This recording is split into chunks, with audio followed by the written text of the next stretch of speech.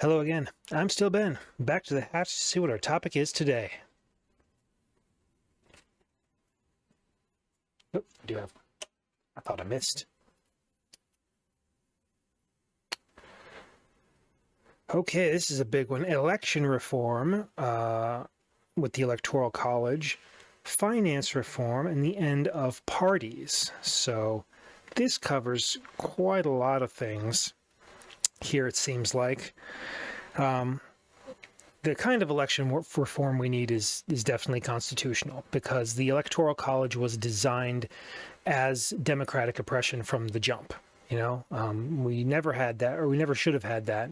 But the reason that they did is because they didn't trust regular people who were, especially then, widely uneducated, to make these kinds of decisions. But that's always been the problem between the people doing a lot of the work and the more educated individuals in these positions and the average population of pretty much anywhere, anytime. The problem is that you don't trust their general humanity first. Okay, even if they're not the most informed, even if, for instance, here in this country has had the entire school system sabotaged by the government for 70 years, it doesn't matter. They still have the right to participate in the world that we're building, and that's the point. The point is that we have to take the average. And if the people on top think, well, that average is going to be too stupid, it's going to be too uninformed, and it's not going to be effective enough or good enough, then your job is to fucking teach them. That's the thing you're missing. If the average person is too dumb to make their own decisions, make the average person smarter, if that's your opinion. I don't happen to have that opinion. I think everybody should make their own decisions. It's a good thing. So in terms of election reform, we have got to get rid of this Electoral College. I think everybody pretty much agrees on that now. It is only one more hurdle stopping us from actually implementing the democratic will of the people in the United States. When I talk about finance reform and the end of parties, in a general sense, I do believe we don't need political parties anymore. They don't provide anything that we require.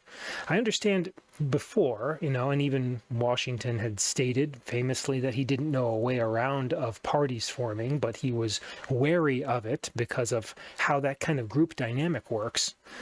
But, previous to the internet, previous to this, I could understand the sort of general necessity of a party taking a general message and using that collective fundraising and collective cooperation among very general terms and policies being spread across a very big nation, right? This place is not small, and the population is huge too. So, back then, sure, okay, I guess there was really no way around parties, but now we don't need parties. We can do this. We can absolutely, and as scary as this sounds, we can absolutely, like America's Got Talent, the damn political system if we wanted to. Okay, Nepal overthrew their government and voted for a new one on Discord, right?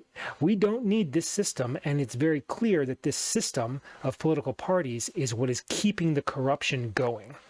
So as we finance reform them out of business, and as we change other policies to make it bad financial investments to buy politicians and buy their votes, I think we'll eventually start to see, actually right now, I just saw a statistic where more Americans now, it's pretty even. It's about 45% of Americans are identifying as independent and either Democratic or Republican.